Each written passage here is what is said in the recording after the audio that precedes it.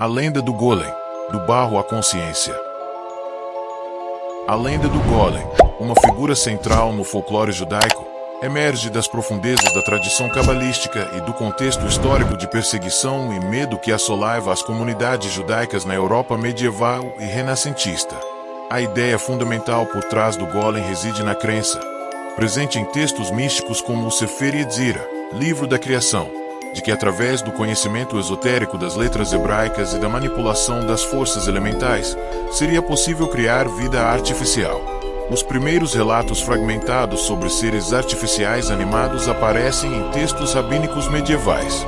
Há histórias de figuras criadas para realizar tarefas servis ou proteger comunidades. No entanto, essas primeiras formas eram frequentemente temporárias ou incompletas, sem a complexidade e a autonomia que a lenda do Golem viria a adquirir.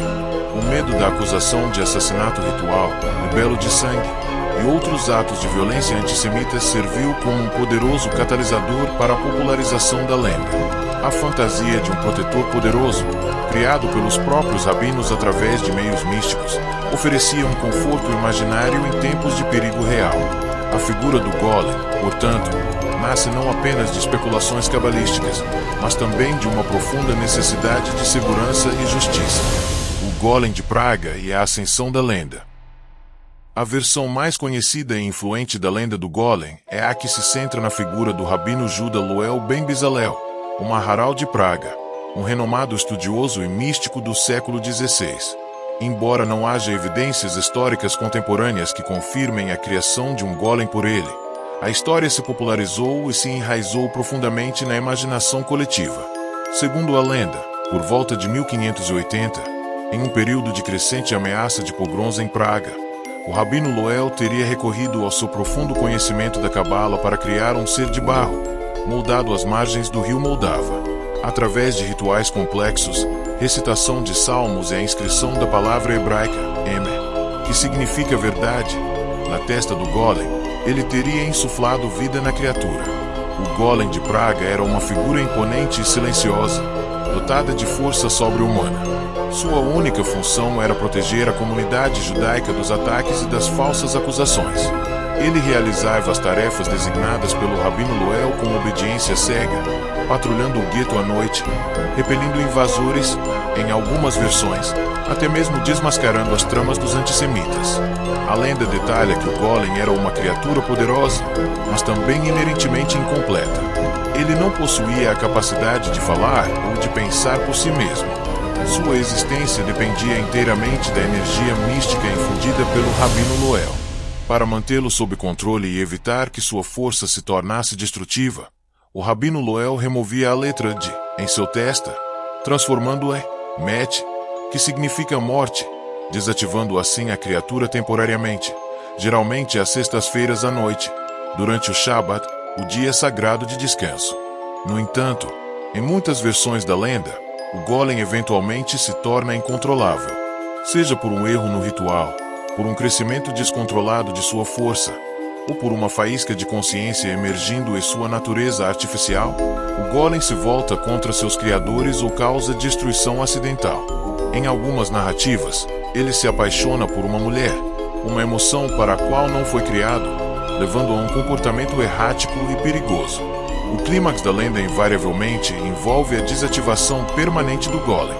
O rabino Loel, percebendo o perigo que sua criação representa, realiza um ritual para desfazer a animação, retornando o Golem ao seu estado original de barro inerte. Em algumas versões, o corpo do Golem é escondido no sótão da Sinagoga Velha Nova em Praga, onde se diz que repousa até os tempos messiânicos, quando sua proteção poderá ser novamente necessária. O legado e as interpretações da lenda.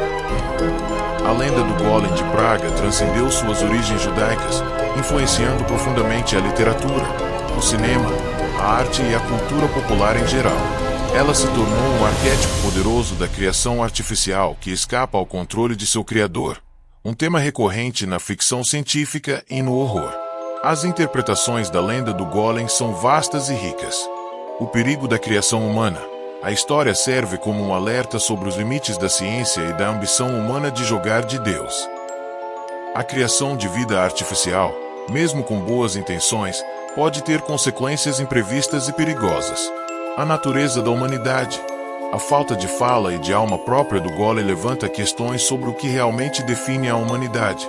A linguagem, a consciência, a capacidade de sentir emoções, a defesa contra a perseguição. Em seu contexto original, o golem representava a esperança de proteção e a fantasia de um poder que pudesse defender os oprimidos. A responsabilidade do Criador.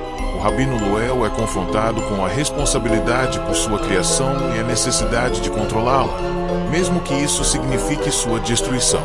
O despertar da consciência.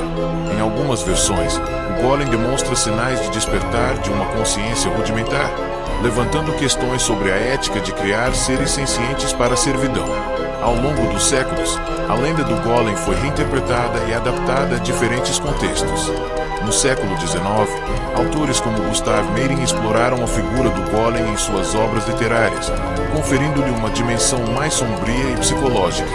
No século XX, o cinema e a literatura de ficção científica abraçaram o arquétipo do golem, apresentando robôs, androides e outras formas de inteligência artificial que muitas vezes ecoam os temas de criação, controle e potencial perigo presentes na lenda original. Em última análise, a lenda do golem permanece viva e relevante, não apenas como um conto fascinante do folclore judaico, mas como uma poderosa alegoria sobre a natureza da criação, a responsabilidade humana e os mistérios da vida e da consciência. A figura do ser de barro que ganhou vida continua a nos intrigar e a nos alertar sobre as consequências de nossas ambições e a complexidade de definir o que realmente significa ser vivo. Comentem embaixo desse vídeo se vocês gostaram dessa história. Não se esqueçam de se inscrever, curtir e compartilhar. Até a próxima!